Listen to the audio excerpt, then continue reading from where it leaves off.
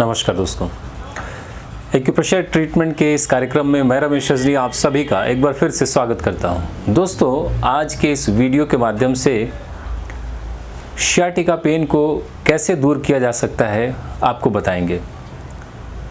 यदि तो आप पेशेंट हैं तो आज की अभी की इस वीडियो को देख करके जो कुछ उपचार मैं बताऊं उन बिंदुओं पर आप मसाज करना शुरू करें, आप पाएंगे कि अभी ही आपको आराम आ जाएगा।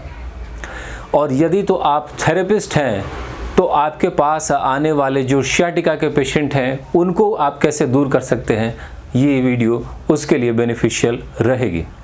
दोस्तों, सियाटिका पेन जिन लोगों को होता है उन लोगों को दर्द होता है उसमें, और बेसिकली कमर से उनको दर्द शुरू होता हुआ बहुत से लोगों में उनके पिछले हिस्से यानी बटक से ये दर्द नीचे गुजरते हुए टांगों तक जाता है, और बहुत से लोगों में पीछे से ना हो करके ये लेटरल साइड से साइड ऑफ द बॉडी से पेन ट्रेवल करता हुआ टांगों तक जाता है।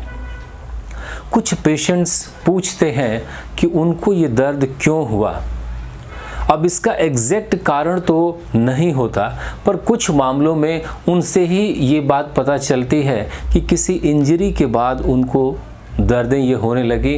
और जब कुछ मामलों में जिनको कॉन्स्टिपेशन लंबे समय तक रहता है, हैबिचुएटेड वो हो गए होते हैं, कॉन्स्टिपेशन के जो शिकार हैं, तो किसी दिन जब वो स्टूल पास करते हैं बहुत ज़्यादा ज़ोर लगाने पर डिसेंडिंग कॉलोन जो है वो आपकी वर्टिब्रा को प्रभावित करती है और इससे डिस्क प्रोलैप्स हो जाता है और अंत में फिर आपको सियाटिका हो जाती है लंबैको पेन के बाद।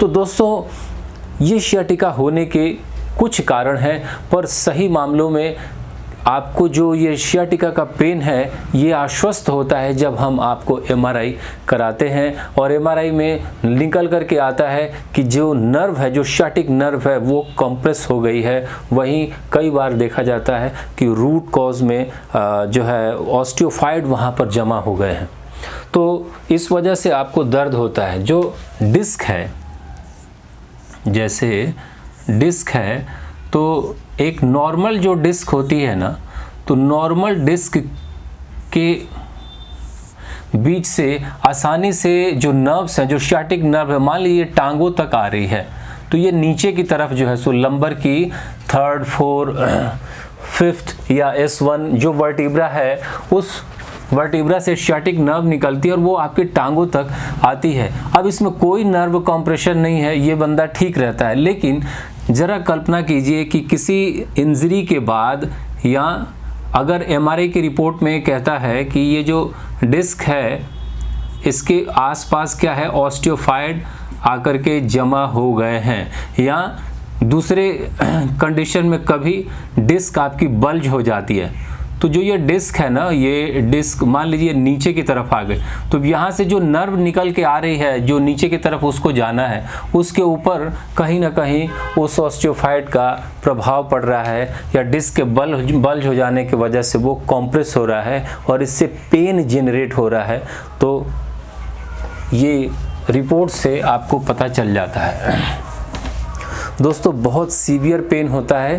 पेशेंट कहते हैं कि आपको नहीं पता कितना ज़्यादा दर्द है, पर दोस्तों जब उनको ऑरिकुलर किया जाता है, एक विशेष बिंदु होता है, उस बिंदु को जैसे ही स्टिमुलेट किया जाता है, कान में वो पॉइंट होता है, पेशेंट को फ़ौरन ही उस पर आराम आ जाता है। अच्छा, कान से मुझे याद आया कि बहुत से जो छोटे बच्चे होते हैं, बड़े भी होते हैं, वो कोई अनवांटेड जब वो कार्य करते हैं तो उनकी कान पकड़ करके जब उनको कहा जाता है कि ये लेसन आप याद करो, कान पकड़ के जब कहा जाता है कि ठीक है आप जो है सो बाइक ऐसे नहीं चलाओगे, तो वो उस लेसन को अच्छे से समझ जाते हैं, वो पॉजिटिवली राइट डायरेक्शन में वो परफॉर्म करना शुरू कर देते हैं। ऐसे ही क्या होता है आप समझेंगे इस चीज़ के बारे में कि कान को पकड़ करके जब कोई मैसेज दिया जाता है तो फिर वो मैसेज जो है सो उसी तरह से एग्जीक्यूट हो जाता है, बॉडी परफॉर्म करना शुरू कर देती है, व्यक्ति परफॉर्म करना शुरू कर देता है। ऐसे ही कान में जहाँ सियाटिका का पॉइंट है, उस पॉइंट को स्टिमुलेट कर देने से सियाटिका नर्व्स की जो कंप्लेंट है वो दूर हो जाती है। इसी तरह से उसके और भी क्या क्या एस्पेक्ट होते हैं जो उनसे संबंधित होते हैं, अगर उनको भी ठीक कर दिया जाए तो जड़ मूल से ये समस्या दूर हो सकती है। इस वीडियो में हम लोग जानेंगे दोस्तों। आइए हम शुरू करते हैं। तो दोस्तों इसमें जैसा कि कहा कि लंबर की जो वर्टिब्रा है वो प्रभावित होती है, कभी सैक्रम की। तो लंबोसैक्रम रीजन जो उसका इफेक्टेड एरिया है उसको हम लोकल पॉइंट्स के रूप में चूज कर ले रहे हैं।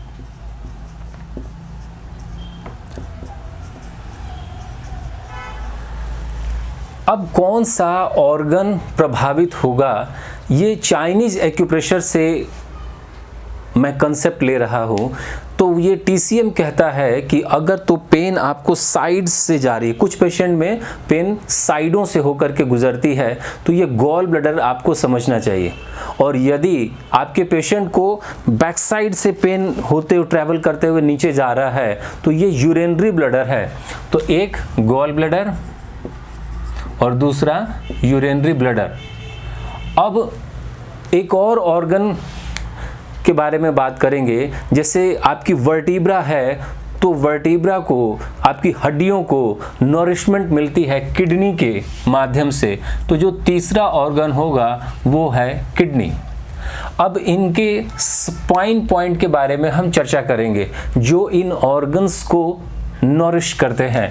तो गॉल ब्लैडर के लिए T4, यूरिनरी ब्लैडर के लिए L3 और किडनी के लिए T10 एंड 11। अब वो कहते हैं कि इस व्यक्ति का, आम व्यक्ति कई बार बात करते हुए उनको सुना देखा जाता है कि वो कहते हैं कि इसका सर डाइजेस्टिव सिस्टम ठीक नहीं है। तो बहुत सारे जो सिस्टम हैं, excretory system, skeleton system, nervous system, digestive system, reproductive system, endocrine system, तो उस व्यक्ति के इस समस्या में कौन सा सिस्टम इफेक्टेड हो गया है, तो प्रेफरेबली उसमें उसका नर्वस सिस्टम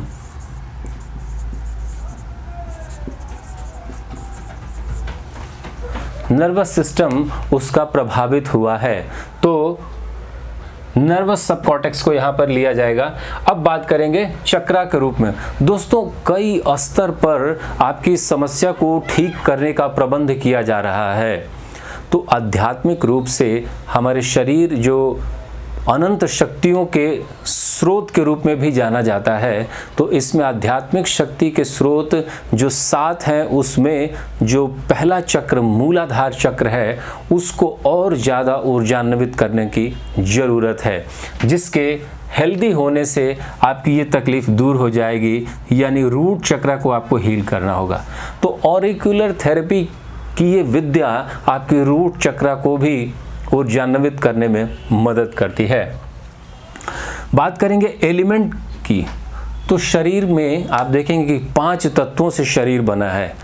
तो इसमें कौन सा तत्व और संतुलित किए जाने की ज़रूरत है। आपने देखा कि जब 2 वर्टिब्रा के बीच जब स्पेस घट गया था, जिसकी वजह से नर्व कॉम्प्रेशन हो गया, तो आपका स्पेस वहाँ अगर बढ़ जाए तो फिर नसें दबेंगी नहीं और आपको फिर दर्द नहीं होगा। तो स्पेस को बढ़ा देते हैं। तो स्पेस जो है, जो अंतरिक्ष है, वो स्पेस हम बढ़ा देते हैं। एक और एलिमेंट की रिक्वायरमेंट होगी। आप महिलाएं जो खूब खाना बनाती हैं प्रतिदिन, इसमें आप देखेंगे, आपको अनुभव होगा कि सब्जी, दाल, चावल आदि कुछ भी पकाते हैं तो कौन सा तत्व है जो उसको पका देता है, गला देता है। तो डेफिनेटली आपका जवाब होगा कि अग्नि। सो आपके शरीर की अग्नि को हम एक डायरेक्शन दे रहे हैं कि वो क्या करे कि आपके ऑस्टियोफाइट को गला दे। तो कहाँ पर आता है उसका स्विच, उसको हम लोग समझेंगे उस पॉइंट के रूप में। दोस्तों स्पेशल पॉइंट क्या होगा, एक बिंदु जिससे लोगों को, सभी को आराम आता है, वो है सियाटिका का अपने नाम का ही पॉइंट, जो उस सियाटिका की कंप्लेंट को दूर करती है। इसी के साथ साथ कुछ लोगों को जिनको बटक से सियाटिका का दर्द गुजरता है उनको बटक पॉइंट भी ऐड कर दिया जा रहा है। अब दोस्तों ईयर पर ट्रीटमेंट क्यों ज़्यादा इफ़ेक्टिव हो जाता है? दोस्तों एक तो आपने एग्जाम्पल समझा, वहीं जैसे गार्जियन का जो आपको एग्जाम्पल दिया गया कि उनको जब कान पकड़ करके कोई बात कही जाती है बच्चों को, तो वो फिर बात मान जाते हैं और ऐसा परफॉर्म करना शुरू कर देते हैं। बेसिकली आपके ईयर में आप देखेंगे तो जब हम लोग ईयर एक्यूपंक्चर करते हैं तो कान की सबसे ऊपरी जो सरफेस है वो स्किन की होती है। आउटर लेयर क्या है? स्किन है। उसके ठीक और नीचे नर्व्स हैं और उसके नीचे कार्टिलेज है। तो जब हम लोग एक निडल इंसर्ट करते हैं तो ये स्किन को क्रॉस कर जाती है और इसके नीचे जो नर्व्स हैं उस नर्व्स को ये आकर के स्टिमुलेट करती है। अब इसके नीचे कार्टिलेज है जहां हमें नहीं जाना होता है, तो अब एक विशेष डिग्री पर इसको इंसर्ट किया जाता है।